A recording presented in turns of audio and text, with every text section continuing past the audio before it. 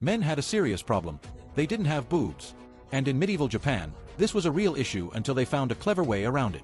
A wet nurse was a woman hired to breastfeed and care for a royal baby. If that baby grew up to be emperor, she gained serious influence. The bond between a wet nurse and her milk child was incredibly strong.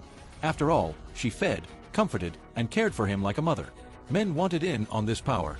But there was one tiny problem: no milk. So they got creative. Husbands of wet nurses saw an opportunity. If their wives were close to the emperor, they could use that connection to climb the political ladder. One famous example was Fujiwara no Michinori, a Buddhist priest who became a wet nurse husband. He practically ran the imperial court from behind the scenes. But there was a downside. The imperial court was full of backstabbing politicians, and people didn't like wet nurse families trying to marry into high-ranking families. Michinori overstepped, made enemies, and ended up getting his head chopped off. Oops. Then, in the later Heian period, things got even weirder.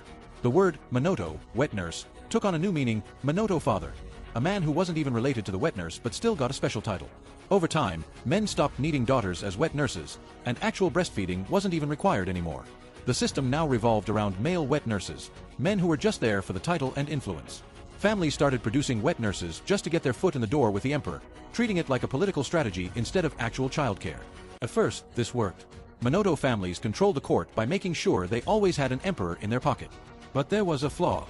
The original power of wet nurses came from something inconvenient but important: actual care and affection. Emperors trusted their wet nurses because they had bonded with them since birth. With the new system, official wet nurses barely interacted with their milk children, and wet nurse fathers were just honorary titles. Without real relationships, the emperors stopped trusting them, and the Minoto system collapsed.